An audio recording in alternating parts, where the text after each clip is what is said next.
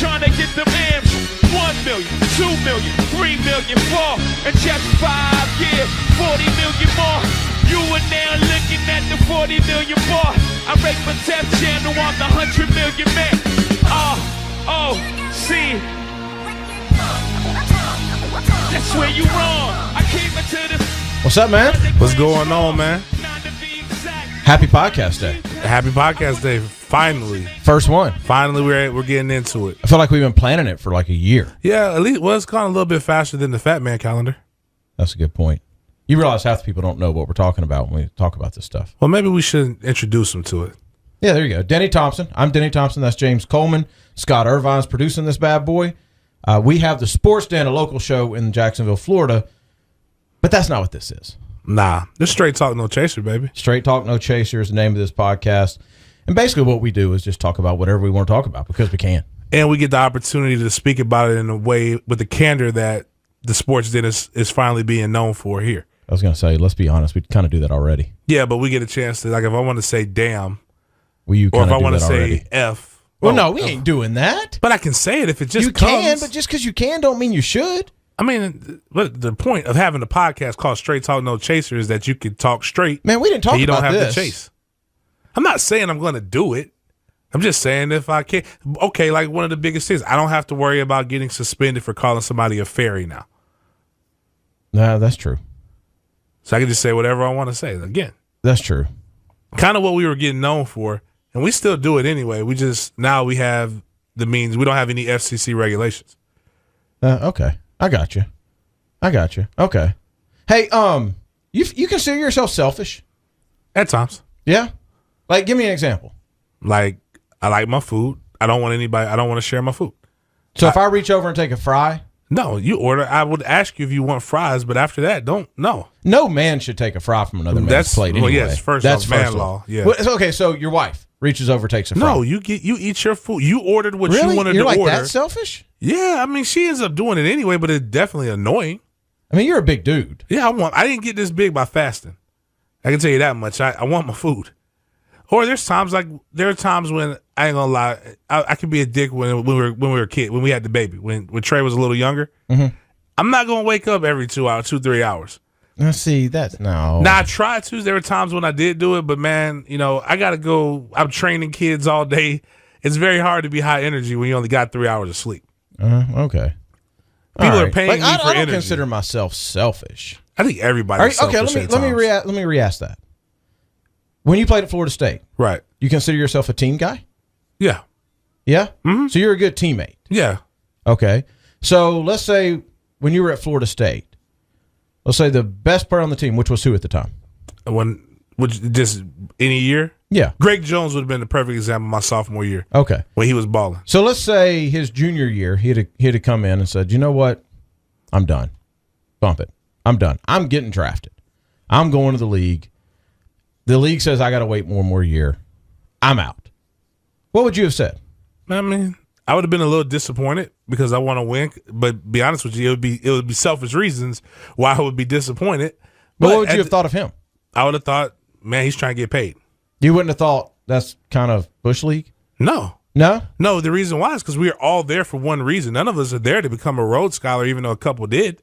We all came there to try to go to the – yeah. Well, I mean, it was a track athlete too, but yeah, Myron became one.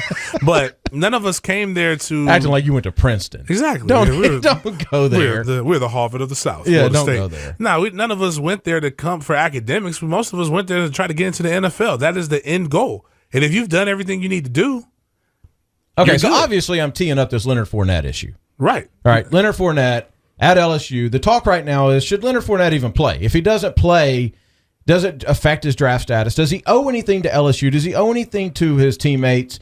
Yada, yada, yada. That's all the talk. And I'm going to be completely honest with you. It kind of sucks for the very first topic on Straight Talk No Chaser for me to be this way, but I'm kind of split. And anybody that listens to our show knows that don't happen that often. Right. But I can see it both ways here. Like, on one hand, I look at it and go, nah, man, those are your boys. You got to roll with them. You got to roll with them. LSU's got a chance this year to win a national title. All right? They got one of the most talented rosters in the country. They do. They have a lot of talent. Yeah. They've got a better chance than 99% of all the other teams. Okay, I'll give you that. That's right? fair enough. Fair assessment. You take Leonard Fournette out of that. They definitely, now they're back into the 99%. Now they're the third best team in the West. Yes. You could maybe say fourth. That's how far down it goes, right? With and without them. So I could see that argument, James, of, no, you know what? He kind of owes it to his boys. I can also see the argument of exactly what you just said of, what was our boy's name? Marcus Lattimore. Yeah. Right? He was unselfish, and it didn't work out for him. Didn't work out, and he never healed. Never healed, and completely didn't work out. Didn't work. Like, when you say it didn't work out, sometimes I think people think, well, he didn't go in the first round. No, he actually never really played in the NFL. No, he never played it down in the NFL. Right. He got picked up, and 49ers, right? took a chance on him, but he was never able to produce. And the fact that he continued to try to play, he lost out on his insurance. Because you can't. The Lloyd's of London insurance thing only works if you don't ever play again. If you drop the pursuit for a certain amount of years. Okay, so now he's the one kind of advising Fournette. Fournette's not asking for it. Let me be clear here. He just kind of went on record and said, and I quote, "I would tell him to be as informed as possible and make, in this case, I'm telling him to be selfish," Lattimore said. "Make the best decision for you. But him being a team guy, I highly doubt he would sit out a whole season, and I wouldn't either. I'm a team guy. He's a team guy. It's probably not going to happen, but I'm telling him as a friend, be selfish and make the decision for you." Well, I mean, part of making a decision is making a decision. If you're a team guy, then the way you're going to be the happiest is to play with your team. Well, yes and no. It's what you're doing is you're telling him to think like a pro. You're making a decision, a free agency decision, essentially. But he's not a pro. But that's what his whole purpose of going to college was, to become a pro. And he has done enough with his resume to prove that he is a pro. If he wasn't and he hadn't done it, he wouldn't be in a situation to where he can actually weigh this option. It's all about leverage. He has the leverage. Okay, so let me ask you a couple things. Obviously, you would sit out if you were him. If he was my son, I would strongly advise him to sit out. Okay, you just actually took one of my points right out of my mouth that I was going to get to in a second. So, if he sits out, will he be the number 1 overall pick, or will he be a top 5 pick? He'll still be a top 5 pick. I don't think he'll be the number 1 overall pick. And I won't even say he's a lock at a top 5 pick, only because of the nature of the position and the things in the nature of the NFL. I do believe that he's going to be a top 10 pick, and there's also things that we can do to ensure, i.e. Matt Leinart, that we actually are making the best decision through insurance as well. So if he drops, that's already done. If he drops, no. What I mean is you can also ensure pick. Like if they go in and see that he's a top 10 pick, family's gonna be broke from paying for insurance. It's not as much as you think. And if you're a top 10 pick, guess what you can do? If it works, you can pay it back. If it doesn't work, you end up making the difference of what you would have lost. Seems like a lot of decisions to me. It's not just as easy as saying, I'm going to play or I'm not going to play. Because now if you're not going to play and you're going to do all this insurance, now I'm not going to play and I'm going to spend all this money right now.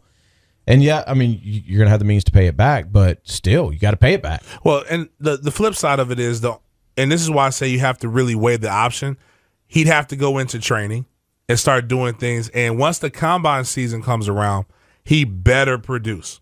Like, you better see sub 4.5.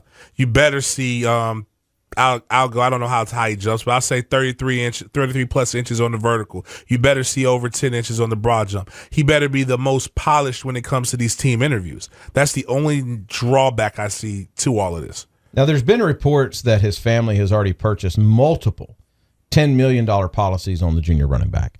So, with that being said, he's playing. Yeah, I heard they wouldn't have purchased that if he wasn't playing. Yeah, I heard he's got $20 million.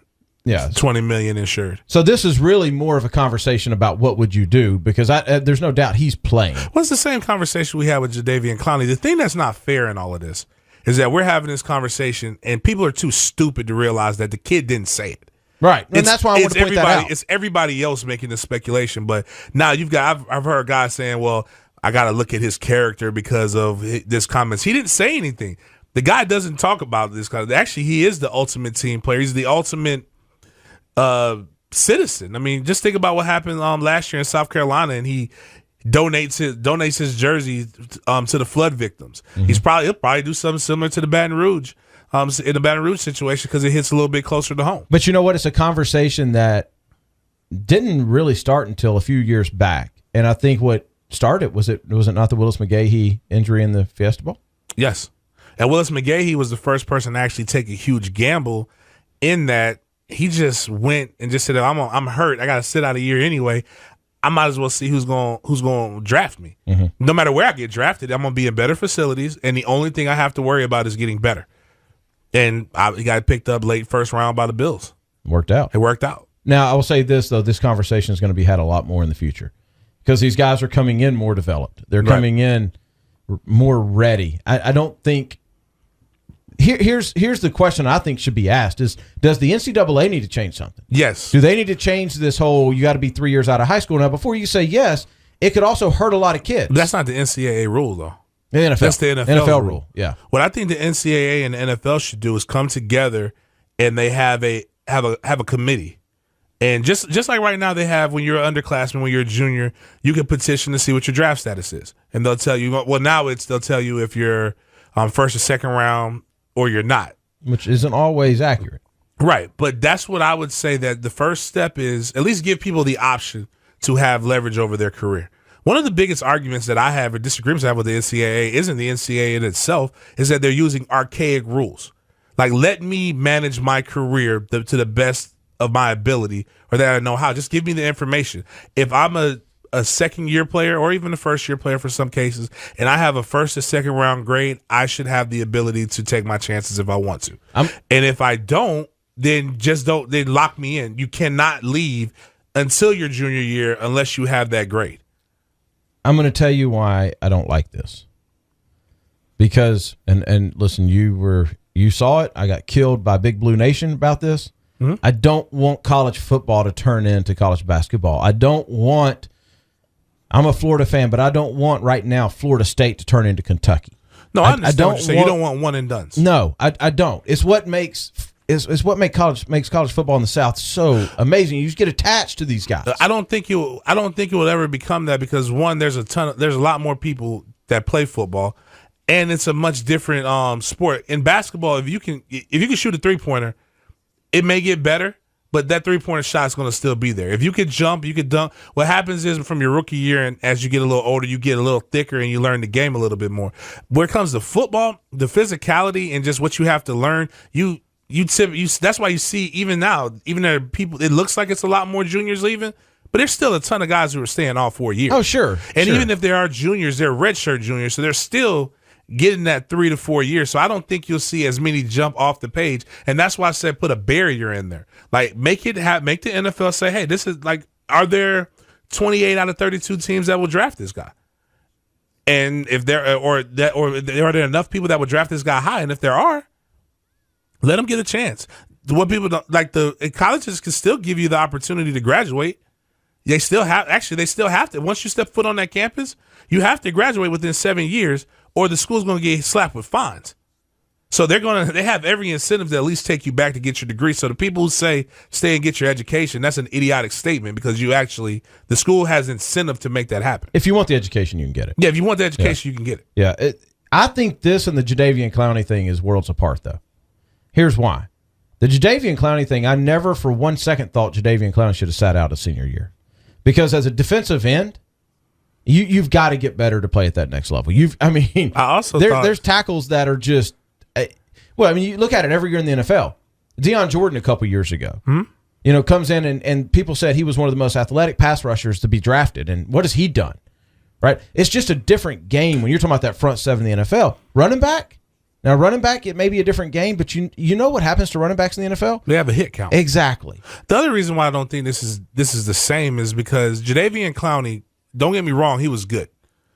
But Jadeveon Clowney became great off of one play. One highlight. It was one highlight, and it was just everything hit right. If the tackle completely missed, it was a miscommunication on the blocking play. He hit a defenseless running back, and he caught him clean. Mm-hmm. You cannot show me. And the whole thing just played so well on TV. Yeah, you can't show me 12 highlights of Jadeveon Clowney doing that during that same stretch of time. Mm-hmm. And then the next year, you see him. It would have been better for him to sit out because the next year he played very timid. He played not to get hurt. And he played not to get hurt, which I think is actually even more selfish. And he was a freak of an athlete now. Yeah, he was a freak of an athlete coming out of high school. Yeah, he still is. So, I mean, I'm not saying that. I'm just saying due to the position, if you can carve down on 13, 14, 15 games of an SEC schedule, basically, and bowl games and all that kind of stuff, then I could see a benefit for somebody like Fournette or a running back. Again, this is not Fournette saying he's leaving. This is us just a topic because you're going to hear a lot more of it in the coming years. Why don't we hear this about Dalvin Cook? I said the same thing about Dalvin Cook. I'm a big Florida State fan. I don't think Dalvin Cook should come back.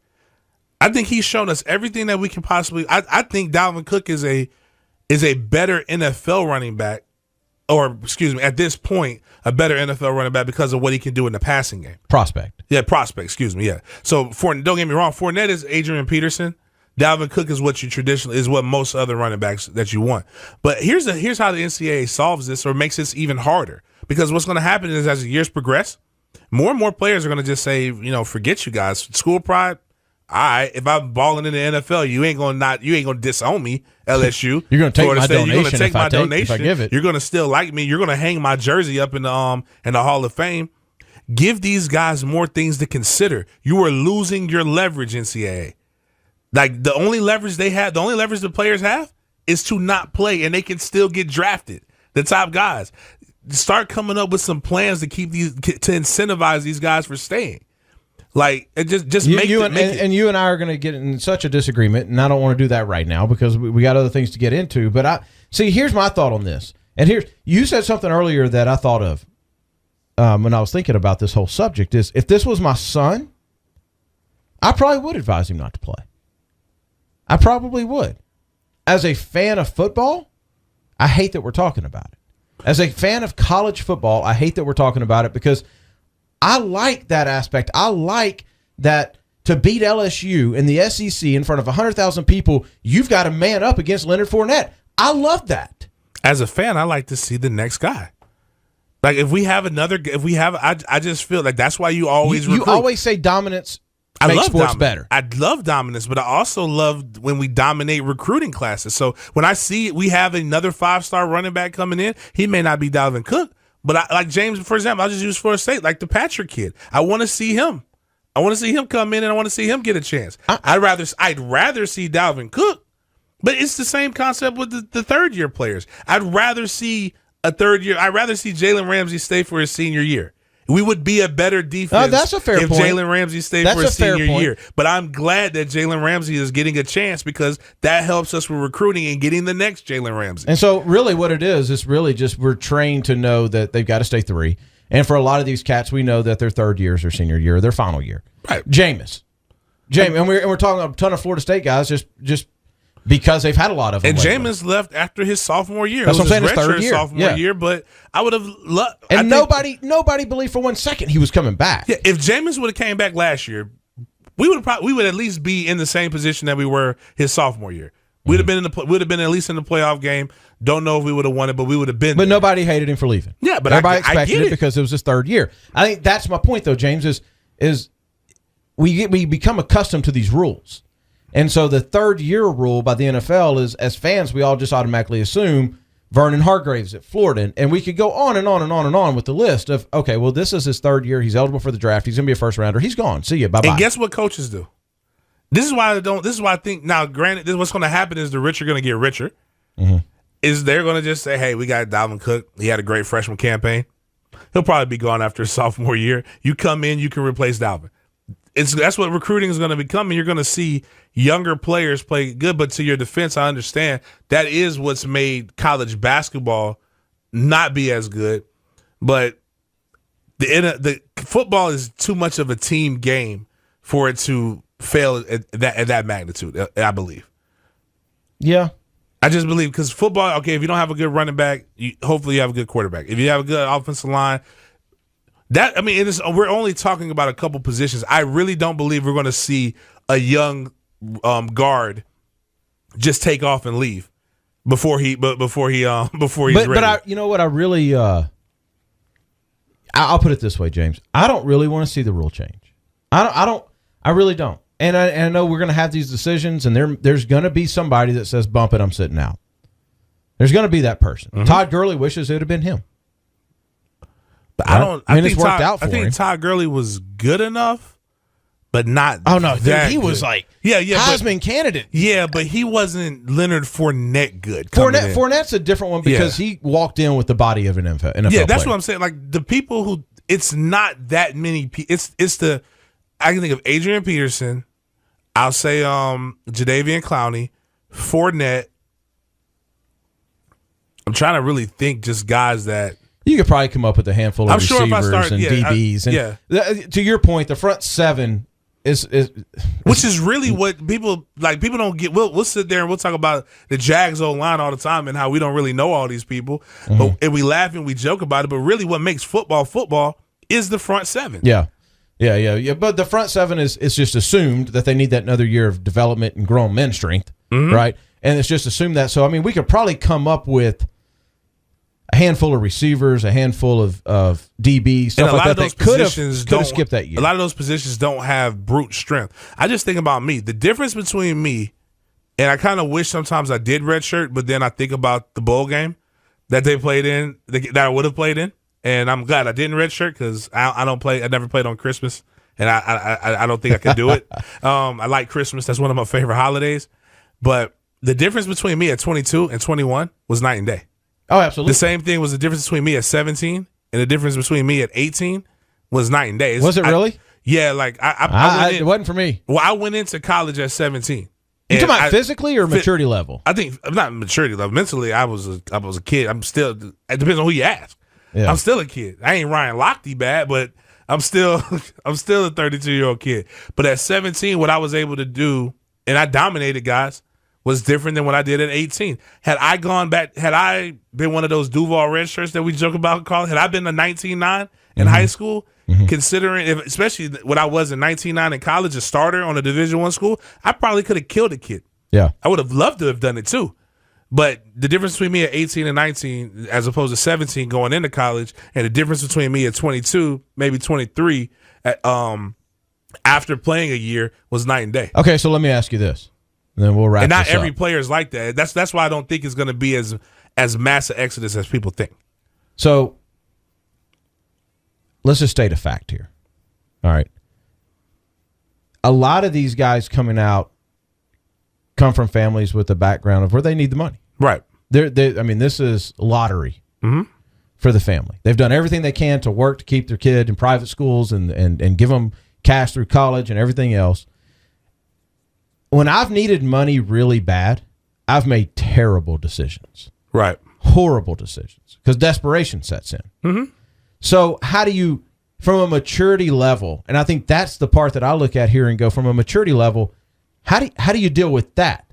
And that's where the decision part comes in. And that's where we were talking about where you want to have an argument about it. It's not going to be anywhere near as much money as you can make in the NFL. But if you give me certain the ability to be able to cover certain things, like I could get a car and have a decent car. You think that actually changes a position? Perfect example. It's a kid, because we can talk about him on the podcast. DeMarcus Walker, conversations that we had. Did you know the reason why DeMarcus did not leave and go? Because he was able to secure a loan so he can get just a beater car. The only reason he wanted to leave and declare early was so he can get a car. So you get a car. He went and got a job and was working and did some stuff so where he can go get a car, and that's what prevented him from leaving. And he would have still been like a second or third round pick. We're talking about the defensive end. The defensive end at Florida State. He probably will come back, and now this year he stands a chance to probably be a first round grade. Not 100% sure, but these are just conversations we had with kid. I told the kid to leave. Yeah. Because in my opinion is, guess what? No, you may not. They say you can lose. It could be the difference between $10 million. We don't know. I know you'll make $350,000 at least.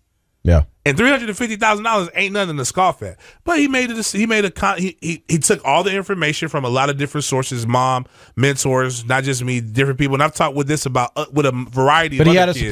But he had a support group. Now, a lot of kids don't have this. Yep. And what I will say about today's athlete, and why I always harp on the NCAA, these kids, they may make dumb decisions that every other 18 to 24-year-old make, but they are not stupid. They see a lot of the stuff that's going on, and they understand it, and the parents are getting more educated.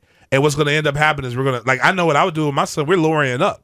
If he's a top prospect, when he's 18, 17, 18 years old, before we sign that letter, the LOI, my sister's going to read over it. Joking, half joking, we're going to go to Rogers Towers and say, hey, y'all been in this game at that point like a 1,000 years. Yeah. I need y'all to go find what loopholes that we have in this so we can defend ourselves or get the most out of it for our son. All right, fair enough. You know what I say you do? What's that? I mean, honestly, here's what I do when I have a big decision.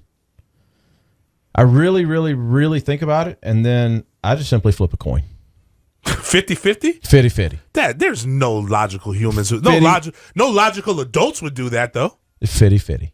50-50. 50-50. Yep, that's what I do. Flip a coin. You don't think that's a good idea? I don't. All right, well, can I argue that? Sure. Show me. How about this? You ever heard of that dude that did Freakonomics? Yeah, he's actually a pretty smart guy. Stephen Levitt? Yeah, I love his book. How about this? He basically, and I'm going to paraphrase this. I saw this on Science Us. Okay. All right. You're reading Science Us? iPads. iPads change your life. I mean, you don't just go around watching ESPN all day and listen to 1010XL? No. No? No. Okay. No. So I saw this. So this dude, here's what he did, is he basically went to people and said, well, your next really big life decision, and I'm talking like quitting a job or getting engaged or getting divorced. All right? Wow. Big life decisions. He's like, here's what I want you to do. I want you to flip a coin. But I'm looking over it now. One of the questions was, should I go back to school? Was it? Yeah, Leonard Fournette should have definitely used this guy. Flip a coin. Yeah. Should I quit my job? Should I break up my significant other? Should I go back to school? Should I get engaged? Now, with these questions that they were asking, where these people already had these questions, right? It's not like I'm going and doing a survey and I'm saying, and it says, should I go back to school?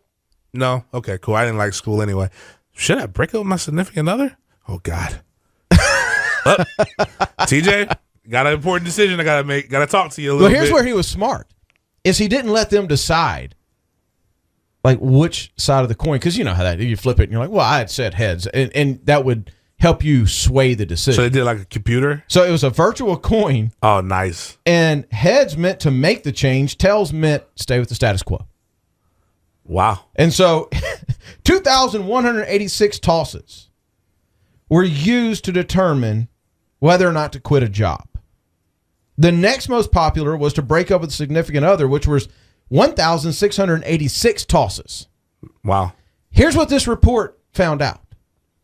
These people who did this were significantly happier because they made a decision. Yeah, one of the things that baffles me about people, just people in general, just being around a lot of them, is the inability to want to make an informed opinion, but to just make a decision. Everybody wants to waffle. They're so scary. I don't know. I don't want to. I'm pretty this decisive, person. dude. Like, I just do it. Worst case scenario. If I jack it up, the hell with it. You know what? I have to fix it later. And you know what a coin flip does? It just makes you feel, okay, yes, well, now I know what I got to do. Got to go balls to the wall with this thing. Should we do the podcast? Flip a coin. Flip a coin. That would have been. We'd have kept on flipping until we'd have done it eventually. Yeah. We kind of do what we want to do anyway. So what I found interesting, though, is like if some dude walked up to you, all right, let's just say, you're part of this study, and some guy says, look, all right, I want you to flip a coin to decide whether or not you want to dye your hair or join a gym. Okay. All right. I'll play along. Yeah. All right. Hair grows back. I'm a member of a gym now that I barely go to. All right. So yeah. I work at the gym and barely go to it. Yeah, exactly. 67% of them did that, and they did with the coin total. All right. So I get those people. But then 55% of the people that he approached flipped the coin about significant life changes. I don't know that I would do that. Like, I've been married to my wife for 19 years. Well, hey, I guess, you'd have to want to get divorced. Yeah. And I don't. But if I did, I wouldn't leave it to a flip of a coin. You're right, because that's technically, it doesn't sound logical. But the decisions that people end up making aren't logical either. Like, it's a status, we talked about status quo. Mm-hmm. Status quo is comfortable. So if you're in a position where it's it's just dull and bad. Now, there are ebbs and flows in relationships. Probably when you had a bad argument is not the best time to take this test. Like, especially with your significant other, because you might be ready to. You might flipping be ready a two-headed coin. Yeah. It's been times when I've been like, you know what? Give me that damn coin. You're out. Keep flipping. It's not the answer I want. It's probably not the best time to do it, but like I've made some pretty life-changing decisions, but I kind of already knew. I'll say this. Most people already know what they want to do. They just need that push. I think, here's what I think. Straight talk, no chaser crowd, which, has got to grow. But our sports den crowd, which is pretty big. That might not be a good idea for some of these knuckleheads. Hold on now. I'm not talking about big life things. Oh, okay. But we should start like a hashtag and have people the sports den crowd we have, listen, it would be like, do I want another shot? Yeah, Flip a coin. Flip a coin. Yeah. Yeah. Should I talk to this girl at the bar? Flip a coin. Yeah. I'd love to hear some participants just go through a weekend. I'm not talking about a work week. I want a weekend. I want you flipping a coin through a weekend, and I want to hear what happened. You know what we should do? Guys who are listening to this podcast, definitely when you listen to this, share it with people. We're going to use that as an experiment on our show. We might put that on the podcast next week. What's that? Let's do on Saturday. Okay. Let's tell people, make a decision. We're going to hashtag flip a coin. Yep. Should you have another drink? Should you talk to the girl? And that's be real with it. I'm saying that's the hashtag, and then tell us what happened, and then on Monday we'll come in on the show and we'll find out. But what you got to be real are. with it. Don't chicken out. If you see some hot chick at the bar and you flip the coin, it tells you to talk to her. Then dadgummit, go talk to her. Don't flip the coin if she's married though, because I don't want you flipping a coin and coming back on Monday and telling me I got my ass beat by some dude. That was your fault. She was married. So we got to explain this to people. It's kind of like my favorite movie, The Mac. Goldie. Macaroni? No, it's a movie. It's a blaxploitation film called The Mac. Oh. And the pimp's name was Goldie. I thought you were talking about he said, hey, you know the rules of the game, baby? Your hoe chose me. No. But I'm just joking. Please don't mess with anybody, because there are things that we do. We don't need Derek Fisher up in here. I just thought about my bad. Keith, if you're listening, dude, I'm sorry. I didn't mean it like that. Our boy. We got one guy. So he would definitely hate me for that one. Nah. But yeah, we should do that. Yeah, let's do flip one and write that down. Flip a coin. Here you go. Should I have the salad or should I have the burger? Flip a coin. Nah, that's too boring. All right, well then give me an example. We got to think of examples here. Talk to the girl or not? Another drink or not? Yes. What else? And if you're an alcoholic and you know you're an alcoholic, don't participate in that one. Yeah, actually, you're right. Maybe we should do, because now I'm thinking about it. Yeah, these guys keep it safe. Yeah, our attorneys aren't going to like this. Yeah, definitely not going to like this. But it will be kind of tipping the cap to be like, yeah, man, these guys actually did it. You know who will like it? Who is that? The Freakonomics dude. Oh yeah, Stephen Levitt. It's pushing him more, getting him more pub. You know who else will like this? Who? Harvey Dent. Who's Harvey Dent? That's right. You don't like superheroes. No. It's Two-Face. Who's Two-Face? Oh my God, you don't know who the hell I'm a grown-ass Two-Face man. is, man. I don't watch superhero movies. What the hell is wrong with you, dude? What is wrong with you? Were you a kid at some point in your life? Yes, I grew up in Louisiana and Arkansas. Okay, it's two superheroes that everybody should know. Yeah. Superman and Batman. Well, who is Batman has a couple villains that everybody should know. You should know Joker. You should know Penguin. You should know Two-Face. Two-Face is I've never heard of Penguin or Two-Face. Two-Face, he got his face masked up. It's two sides of his face. And what he does is it's two sides to a coin. He goes in there and says, should you live or should you die? And he flips a coin. That's what he does, really? Yeah, but most of the time he may not kill you, but he's going to severely maim you. You watch wrestling also? Yeah, I do like wrestling. Okay. But not as much as I used to. Sociological study there. Not as much as I used to. Grandma watches wrestling, and you know how old she is? She's 85, so I believe that watching wrestling extends your life. Is that right? She also puts heavy salt on everything and drinks. It goes through. We are giving solid advice. It goes through 10 pounds of sugar a week. So essentially what we've said so far is flip a coin to dictate your life, eat a ton of salt, ton of sugar. Listen to old people. And watch wrestling. You know what I think happens with old people? That's probably what old people do. At some point, most of them made a decision, and if they live a long life. Sometimes the 50-50 decision, they die early. It's kind of like with their era in the 30s, it's either they died early or they live forever. It's one of those two. Well, and this article or piece that was written here says basically what the study says is 20 years from now, you'll be more disappointed by the things you didn't do than the ones you did do. Turns out that people who study regret have found that people are more likely to regret inaction over action. Yeah, that's fair. You know what this is like? This is like a real life version of that Jim Carrey movie, Yes Man. I think that's what it was. Yeah. When they just said, say yes to everything, and he literally said yes to everything. I wouldn't be able to do that. I may be able to flip a coin for a weekend, but I wouldn't be able to say yes to everybody. I mean, he said, I mean, it was, I wish it was real and I went to that bank. But imagine going to the bank. I would just go to every bank I can. I got good chances. Hey, I need a $250,000 loan. They're going to flip a coin to determine if I get it or not. And then you got to pay it back. What, you going to flip a coin, decide if you're going to pay it back? Decide if I want to pay it back. Just put it in the bank account. Once I get the cash, hey, that's how our account, that's pretty much what a lot of people did anyway. That's true. That's a fair point. Yeah, the flipping a coin thing may not be a half bad idea. Now we got hashtag flip a coin. That's going to be the new. That and hashtag more than live. Those are the things. When you go out, guys, if you listen to the podcast, we'll try to remember to say it in the next couple podcasts as well so we can keep a trend. Hashtag flip a coin and let us know what happened. Let us know how it worked out. So, okay, here's the scenario, too. I just thought of this. So, you're a single gentleman, right? You're out. You're searching for the next missus. Right? And so you see a girl and you're undecided. How many drinks in are you? You're two. So you don't have the beer goggles on you? No. You're still making decisions, but you have a little more like you're feeling it. You're good. You got a little buzz. You got a little bit of courage. Okay. Right? But you can still hesitant. You're still hesitant. Yeah. So the girl becomes a coin flip. I think she just becomes a coin flip. Flip it. Be a great story to tell her 5 years later if it works out. Wouldn't it? How'd you and mom meet? Well, I was at a bar and I was kind of intimidated by how hot your mom was. Didn't know she was my type.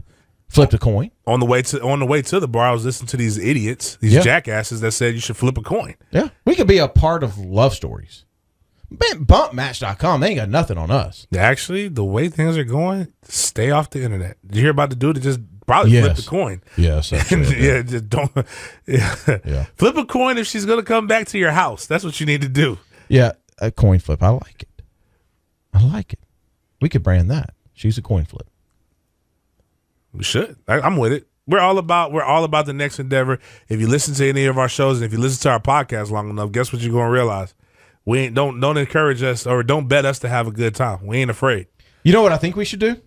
What's that? We should flip a coin to see which one of us is going to call Josh Norman and tell him to shut his ass up. Oh, I would gladly do that. I mean, that's what we should do. I'm over Josh Norman. Talk about doing the most, man. Josh Norman, wow. Josh Norman, who played for the Carolina Panthers last year, plays for the Washington Redskins this year. You know, really, I mean, he's a good player. You know what Josh Norman is? Josh Norman is that pretty, that beautiful friend that you have, that girl. And she's, as a friend, she used to like, man, why are you single? Like, no guys like you, know this. But then you realize you get to know him, or you talk to one of her exes and you realize she's batshit crazy. Oh, dear. Wow. That's what Josh Norman is. Wow. Like, you're sitting back wondering, like, well, how in the hell could Carolina get rid of that corner, the best cornerback, arguably one of the better players on your team? Yeah. Everybody's the like, best player not named Luke Kuechly or Cam Newton. Yeah, and you're like, man, that's a stupid decision. I can't believe they did that. I mean, this guy literally got them to their shuts down wide receivers. And then you start to see what's been going on, and you start to realize, like, maybe they're not as crazy as we thought we were. Well, and you remember when they did it here in Jacksonville, the Jags had a ton of cap room. And they could have gone for it. And they didn't want any piece of it. You know what? He's like a light-skinned woman. You got to be careful. Yeah, be careful. Got to be careful. So we're introducing the light skin, dark skin, right on the first podcast. Light skin and dark skin, right on the podcast. Right on. So here's what here's all Josh Norman did is Josh Norman gave an interview to ESPN the magazine. And does he work for ESPN the magazine? Or is it NFL? One of the two he's actually doing work for while he's playing the season. What? He's going to be doing like Sunday analysis on the set, like doing that before he goes to play a game. I ain't mad at him for that. But you know how his coach found out? On TV. Make that money. Hey, that's a great way to tell the employer who writes your big check that you're actually going to do something to make a little check on their dime. So on this ESPN the magazine interview, first off, he says he's the best cornerback on earth. On earth. Okay. Yeah. The best corner. You're not right now. You ain't the best corner. It's an argument for the best cornerback on your team. Deshaun Jackson, like every day, they're putting like a highlight of him just getting not just beat, like getting demolished. Like he's over on the second practice field, and Deshaun Jackson is just like looking at him like, "Where are you going, brother?" Like it's just he is putting the business to him. Now, granted, D-Jack is a really good wide receiver. I wouldn't. He's I give him. But top the best 10, cornerback on 10. earth should be able to stay. Film we never saw this of. You don't ever see Del Rivas getting destroyed in practice like that. No. Patrick Peterson. Yeah, don't ever see that happening. Another guy who talks a ton, but I kind of like him. You don't really see Richard Sherman getting destroyed like that in practice, at least, because we talking about practice. Yeah, we ain't talking about the game. But it gives hope for if you're a top team, you want them to have that kind of confidence because you believe if you're the Cowboys, you believe that your guy is better than Deshaun Jackson. I don't really have a problem with him saying that because if you're going to play at that level, you got to believe you're pretty dang good. Oh yeah, I agree. Just say I'm the best. I believe I'm the best. I believe I'm the best. Yeah, exactly. Leave it at that. Exactly. To say I am the best corner, what did I say? He said the best cornerback on earth. Yeah. Okay, that's and then he goes on and he says, before we get into that, how can you be the best cornerback when you kind of you got beat up by a fairy? Man, why you got to do that? Because I love OBJ. That's my dude. But that's my dude. Would you say? I mean, okay, Odell Beckham got the better of him, yeah, but I wouldn't say beat up. Like that was entertaining. It was entertaining. I liked it. Yeah, we're going to see that matchup twice a year now. They're in the same division. That's right. Yeah. And you know what I'm going to do? What? Make sure he's my starting wide receiver every time they play those guys. What was the stat line? Do you remember? Hey, I think he had 75. I think he had 75 in the touchdown. To me, that's a good game. That's a good game. It's a good game, but I mean, Norman held his own. He did. But to me, it's and that's not why I'm saying he's not. I actually think Norman had a really good year last year. But when I'm looking at the Norman now is so much focused on being a personality. Yeah. That he's losing what made him good. I'm all for make as much money as you can, build your brand while you still have the platform. Well, I believe that's great. So here's some of the problems I have with this interview though. Is in it he also calls Roger Goodell horrible. He's straight horrible is the quote. I wish he would elaborate it, but I'm not in disagreement with him. Yeah, well, Roger Goodell is horrible. Guess what Roger Goodell is not for you? He's not what is he? That's not his boss. No, his boss is the owner of the Redskins, who is Roger Goodell's boss. That's the commissioner of the league. Now, if he gets in trouble, well, fair enough. Now, if he pisses hot, I hope Roger Goodell does everything in his power to put his thumb on him. If he gets in trouble, Roger, you got nothing but ammunition on him right now. Okay. Well, then he says, on top of that, on the NFL coming down on big hits, he says, what happened to us? Society is so soft because the NFL is trying to prevent you from dying at age 50. Society is soft. I see, this is what aggravates me is we watch this Hall of Fame game, James, and all the players applaud because, there was paint that was too hard on the field and they could have been injured. But then a player comes back and says society's turning soft because they're trying to protect us from hard hits. Make up your damn mind. I agree with you. That is the softest thing I've ever heard in my life, and I'm still angry about that. I didn't buy tickets and would never probably go to a Hall of Fame game anyway, but I feel I should get a refund because I was supposed to be watching some football. I ordered pizza. Yeah, I could have made the trip. I ordered pizza specifically to watch that game. I know people who made plans, and actually it was some women that actually were doing a solid for their man. Bought wings, dips, chips. Had a spread for their a drink or two, had it set up for their guy. For there to be no football, nothing at all. Nope. The Olympics loved it, but now I will say you have a valid point on that. I will also say that to some extent, Josh Norman is not wrong about that, but he should again. I want to hear this. I guess we got to read the whole article, maybe get some context with some of these things, but it's not fleshed out enough. The NFL can't have it both ways. They want to penalize you for big hits, but then they show nothing but big hits on highlights. Right. You can't have That's what sells tickets. Yeah, you can't have it both ways. And what I always tell kids, play full speed. If you get a 15-yard penalty, God bless, so be it. Oh, I'm not saying I disagree. You play slow and you try not to play this game violently, you're going to get hurt. I'm not saying I disagree with him. But you're saying don't be hypocritical. Yeah, that's all I'm saying. Is I'm not saying I disagree with society is soft. I'm just saying you players need to get together and figure out what you're talking about. What really is the topic here? Well, players are soft. This generation of players is soft, comparatively speaking. And there's no defense of it. You didn't play a game because of paint. Like that, I can't get over the fact that a game did not get played. Not the whole field, just a specific section of the field. Wait a minute, it wasn't all the paint? It wasn't like every line was concrete? No. Just the midfield logo. Yeah. It does back up one of his points, though. Roger Goodell, you're horrible for letting that happen. And a bevy and a host of other things as well. Well, he doesn't stop there. And this is where I'm starting to think, okay, now he's getting a little Richard Sherman in him. Right. Richard Sherman, the difference is I don't know Josh Norman's background. Right. Richard Sherman, we've done the research and found out Richard Sherman's a pretty smart dude. Mm-hmm. He knows what he's doing. Very calculated. Right. So I think he starts to go Richard Sherman because he knows he's got this media member who's asking him these questions, and he's got a big outlet to kind of stick his chest out and go, remember me, because nobody's really talked about me for a little while. Let me get back on the headlines here. And so then he goes, he got no issue with the team's nickname. Redskins is not offensive to me. I'm part Native American on both my mom and my dad's side. It's kind of a funny thing, though, a Redskin playing for the Redskins. Yeah, you can't do that. I hate this. This irks me when white people do it. It irks me when black people do it. It irks me when anybody does it. You cannot choose what people should be offended by. Mm-hmm. That is not your job, especially when it comes to things like that. There is a history behind what that word is. Now, granted, can I say it's one of the things that permeate in the front of my mind that I think, oh my God, the plight of the Indians and but I'm not. I might even own some Redskin paraphernalia. Mm-hmm. But I'm not gonna say that, oh, you're an Indian, you shouldn't be offended by it. That's like an Indian coming up to me and saying I shouldn't be offended if somebody calls me a nigger or something like that. Did you just go there? Well, I mean, I'm just saying it for what it is, and we can do it. 'Cause I'm not gonna just say the N-word. Like, it's an offensive word. I don't go around saying it. Just like I'm pretty sure many Indians don't go around saying that word to each other.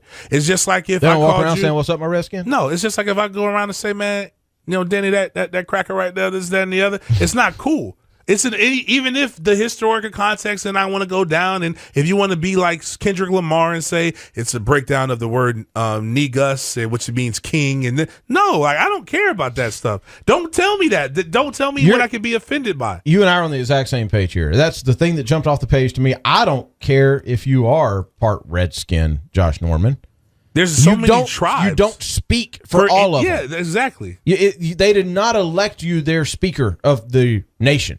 All right, so shut up. And the other thing too is that's no different than when they trot out somebody who looks like that looks like the offended party, and they're like, "Well, I'm not offended and I'm here." And it reminds me of when I used to watch Eyes on the Prize when I was in high school, what? And they had it's a movie about Jim Crow and civil rights and things like that, and they had the racist governor of Alabama. Mm-hmm. He had got older. He said, "I can't be racist. One of my best friend Jimmy here is black." So what? What are you telling me? Like, you mean he went with I got black friends? Yeah, all this stuff like that, and that's pretty much. I can't be racist. My dad. So what? I mean, Redskin isn't offensive because my dad was Indian. Did your dad identify as Indian? Is that what he did on the census? Did you go around? Do you go around, Josh Norman, saying, you know what? I am Native American. I've never heard that Josh Norman was Native American until he just said it. Exactly. So unless you go around, I wonder if he did one of those DNA kits like 2 weeks ago and found this out. That's probably what ended up happening. It just like that. It just irks me. Like if people, those things are pretty cool, by the way. I tell you about what my mom did hers, and I'm gonna start. I'm offended on the 4th of July. Why? Because my 30% of my background is from England. You were at my house on the 4th of July. But what I'm saying is, though, you celebrated 4th of July with a big way. You're celebrating my ancestors' defeat. No, you did too. Well, because it was food involved. I like eating delicious food. And Hennessy. But I'd rather you guys not gloat and rub it in my face. So I can't shoot fireworks? It's like, do you sell? You like fireworks. You have an ex-girlfriend? Yeah, but Angie wasn't like your friend. But I'm just saying. But so no, actually, Angie kind of was. Okay. I have an ex-girlfriend. Okay. Don't particularly like her very much. Okay. She was the one right before the missus. Okay. I don't go and me and the missus have been together for a decade. Okay. I have not shot fireworks and had a celebration on the day we broke up for a decade. That is exactly what the United States of America is doing to my ancestors every year. You've been doing it since 1776. All right, Podcast Nation, he's just kidding. Yeah, I'm just joking. He's just joking. Guys, well, I'm not joking about that part. My we're mom gonna have half a deck of Mississippi riding around boycotting us. Hashtag boycott. Straight talk, no chase. Yeah, I'm just joking. I'm clearly acting like Josh Norman. If you walk in here and you see me, I'm clearly African American. I will say this. He does make one point in that, society's gotten too soft and it kind of goes into this offensive thing. You've got your extremes on both sides. You've got your extreme of people who, like Josh Norman, who decides that they can tell people what they should and shouldn't be offended by. Right. And then you got your extreme people who are offended by everything. Absolutely everything. But you're right. But most of us live in the middle. It's a difference. Like you just can't drop doozies on people. No. Like some words and some things are a doozy. Like I can't go and I'll say it here, but like for example, I got some female employees. I don't go around just saying, "Man, you're acting like a B." Yeah, actually, I can't say it because I just can't do it. Can't, but I'm afraid to say it with no regulation. No, but if I say that, I can't say, "Oh, you're choosing to be offended." I didn't mean it in that manner. I meant you're a female who is acting like a dog. No, but I will say this though. You're barking? Yeah, I'm just saying. I will say this, though. If you are one of these people that run around and at the end of the day you go, man, I got offended 4 or 5 times today. No, you need help. Yeah. You need help. You're an unhappy person, and I'm going to offend you right now. You need to be in a padded room. Okay? Or you just need to change your environment.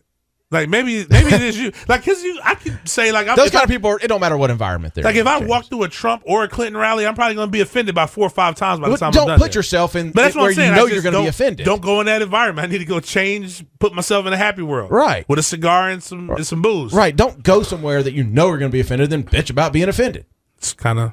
Now I will say that is kind of where society goes. Like I don't watch things that make me unhappy. No. I try not to. Why would you? But there are some people like the chick flicks that make you cry. Who wants to watch a movie that makes you cry? There are people who apparently want to do dumb stuff. Ever woke up and said, I want to cry today? No, I never.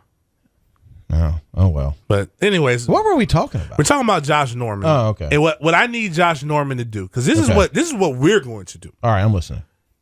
If Josh Norman, who's doing all this talking, and is using his media outlet and using his platform to make as much money as he possibly can, does not perform, to an exceptional level, Josh Norman, you are going to get roasted.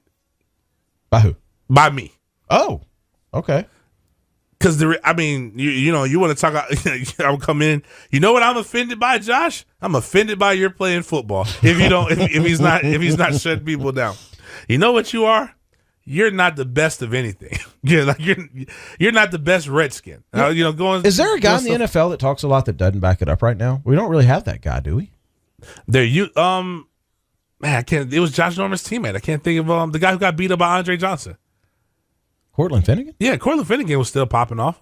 Yeah, that's true. But not as much. But Cortland Finnegan doesn't have this platform. Guess who Josh Norman has week 1? Who's that? Antonio Brown. Oh, man. Guess who he has week 2? R.I.P. Guess who has week 2? Who's that? Des Bryant. Des Bryant might be a little bit better. Guess who he has week 3? Who's that? Odell Beckham. Man, that's a tough. He might be shutting up. How long is Josh Gordon's suspension? Is it 4 games? Okay, well, he's in luck. Or he'd have Josh Gordon. Then he's got Steve Smith. You know what Steve Smith. Now, that's the guy right there, boy. You get to popping your jaws at him. That's one of my favorite NFL football players right now. Steve Smith will beat you on the football field and beat you up after the game. He better be glad Megatron retired because that would have been his next one. Oh, man. That is some schedule now. What did they? Steelers, Cowboys, Giants, Browns, Ravens, Eagles, Lions. Let me tell you something. Bengals. Deshaun Jackson is good. Deshaun Jackson ain't Antonio Brown, bro. No. Then they got Vikings, Packers, Cowboys, Cardinals. God, their schedule. Like, I thought they would have a chance this year. They don't have a chance. No. Listen to the schedule. Seriously. Steelers, Cowboys, Giants, Browns. Okay. Ravens, Eagles, Lions, Bengals, Vikings, Packers, Cowboys, Cardinals, Eagles, Panthers, Bears, Giants. So, and this is going to sound weird because it just came from the Super Bowl. Like, it doesn't really get a break until the Panthers. He gets a break for the Lions. They get the Browns and the Lions. Yeah. Well, I don't know, man. He's doing very bad against speed receivers, and Terrell Pryor actually has been looking really good. Now, granted, it's still the Browns. Dude, that's got to be the toughest schedule in the NFL. Has to be. I mean, I'm just thinking we just at least wide receiver team wise. That's brutal. Have fun, Josh Norman. Man, I hope you picked a great time to pop off. Yeah, man. That's the difference in you and Richard Sherman. Yeah. Richard Sherman would have studied the schedule before he popped off. And also, Richard Sherman knows what division he plays in. Exactly. Pretty good football, but you ain't got to see dominant wide receivers like that. Yeah, exactly. He at least knows, 6 games out the year, he's going to be all right. Yeah. All right, well, I got to go. Yeah, where you got to go, man? Ain't nothing but it's only 7 o'clock. I know, I got to go. I've been working all day, man. We're going to do this 3 times a week, right? That's the goal. Okay, 3 times a week. People are going to hear plenty of us. They're going to get tired of us. I don't think so. That's what they said when we were doing 1 day a week of radio. That's true. But anyways, guys, thank y'all for listening to Straight Talk No Chaser with the host of the Sports Den. I'm at Big Game James 36. Follow me on Twitter. That's at Denny_Thompson. Follow him on Twitter. We're at SportsDen_live. On Twitter, and that's Radio Wiz on the 1s and 2s and 3s and whatever the heck is back there. Radio Wiz 32222. There it is. Can we change that? We got to get you something better, bro. Yep. But anyways, stay tuned to the next podcast where we decide what we're going to talk about randomly. See y'all.